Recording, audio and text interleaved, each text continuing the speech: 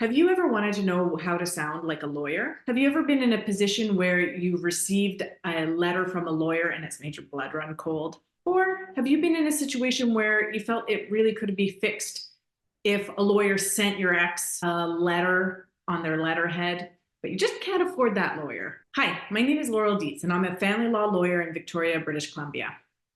I'm the owner of Alinea Legal Coaching, which is an exclusively legal coaching based family law firm. Join me in my mission to create 100 YouTube videos that can be used as a resource for anyone going through separation and divorce, regardless of where they are. Okay, so before we get into how to write that legal letter, let's do a little bit of myth busting.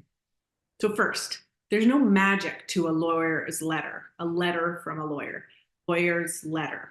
Often people think, even if they don't really think of the lawyer as the muscle, they think of the lawyer as the person who is going to explain the law to their ex, and their ex is just going to accept that.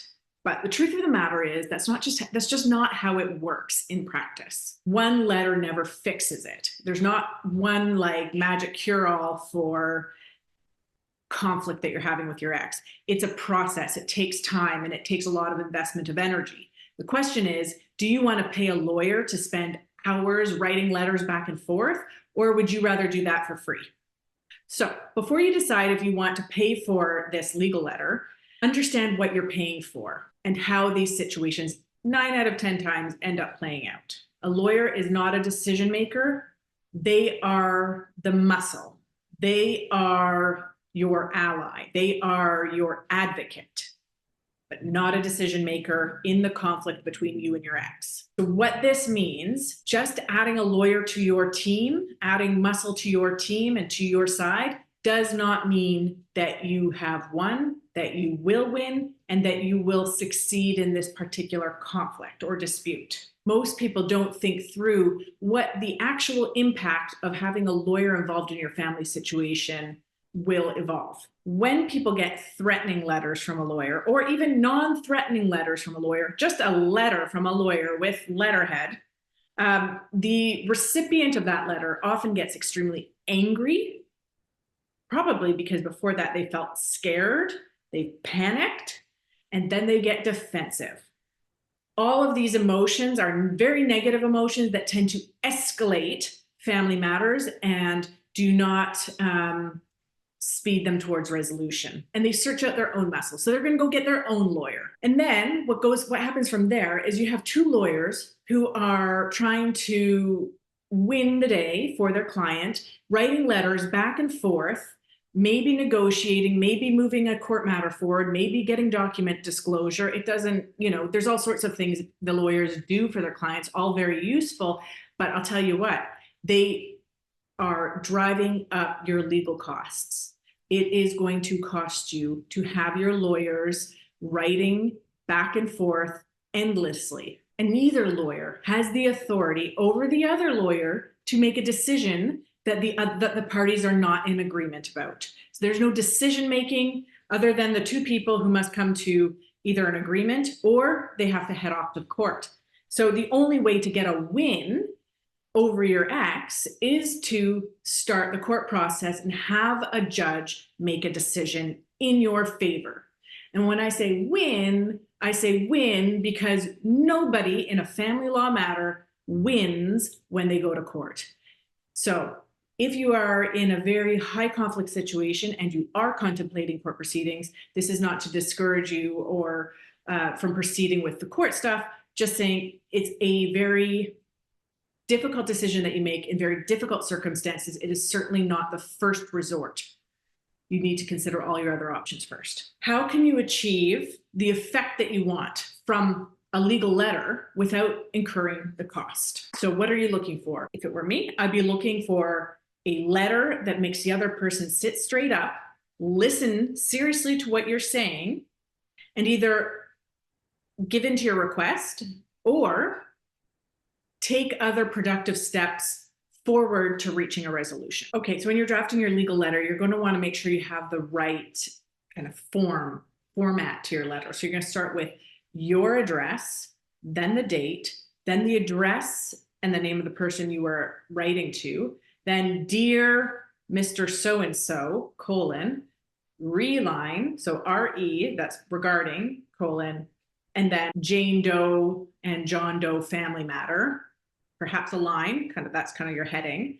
And then you will go into the body of your letter. I find that one of the most effective ways to start a letter is by either thanking them for their recent correspondence, or if this is the first letter that you're sending, then this is, I am representing myself and my family matter, and then go into it. If you're just dealing with your ex directly, instead of writing to their lawyer or something, then you would say, "Dear John, thank you for that last letter you sent me on, May 31st, 2024.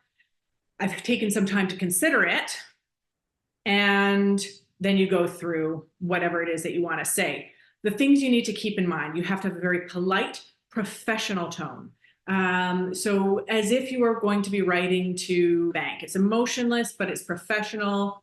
You don't have to use fancy words. Actually, I would encourage you not to use the fancy words or fancy phrasing. Just say what you mean. After you go through that, thanking them for their correspondence or whatever of a particular date, and if they have written to you and you're responding to that correspondence, always put the date that the correspondence came on, right? We're going to be very specific, not "thank you for your letter." Thank you for your letter that you wrote to me on this particular date. Once you start nailing down when things are occurring, people kind of sit up and they're like, "What is happening here? Why are we being so specific?" We're being specific because we want to make the record clear. We're laying the groundwork for positive resolution, or if we're not moving in the right direction, then we'll be able to refer back to various letters and we'll know what exactly we were referencing in any given letter. And then you identify why you're writing.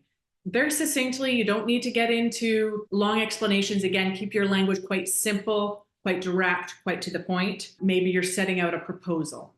Maybe you're requesting documentation. Maybe you're addressing an incident that happened during a parenting time or something that happened with one of your kids. You just say, "I'm writing about the incident with little Johnny that happened on June 1st or in the afternoon. And then, I'd appreciate it if you wouldn't do this, this, this. Or I want to let you know that this, this, this, and this happened." If you're writing out a proposal, then you would say, "Thank you for your proposal. I agree with these parts. I don't agree with these parts. What I would propose in response is this," and then set it out quite simply. When you close the letter, what you're going to want to do is you're going to ask them for a response by a certain date and time. Got to give enough time for them to receive the letter, read the letter, process their emotions, think of their response. So a few days, unless there's an emergency, is typically not going to be enough. You're probably going to want to give a week to 2 weeks to review and think about. If they're going to be seeking legal advice and they have a lawyer that they're working with, then you're going to give them a little bit more time. Then you can say at the end of the letter, "Yours truly," and your name. What is critical here is to remove all of your pettiness and emotion from your letter. So nothing expresses power and control like a very well-grounded, emotionless letter. So I would argue that it's the lawyers who have that ability to remove all emotion from their correspondence that tend to be the most effective at getting resolution, and tend to also be the ones who can get the best results and kind of put the other side on not on edge, but maybe just on notice that nothing is going to escape this lawyer, because they're not going to be easily affected emotionally, and so therefore they're not going to put their guard down. If you're interested in having a few more pointers on how to communicate with your ex in a really polite, professional way, I do have a communication guide available for purchase on my website. It's $25 plus tax, so I believe just under $27 in total. And that will take you through the very basic principles of how to deal with really sticky, difficult letters, and how to convey yourself as someone who is sitting with that groundedness, that presence of mind, that they are not going to be easily pushed off their position. Thanks so much for watching. If you're interested in any of the other videos, we have a channel dedicated only to separation and divorce. So please hit subscribe and follow along. We'll be posting videos as often as possible. And I hope this has been very useful for you. Until next time.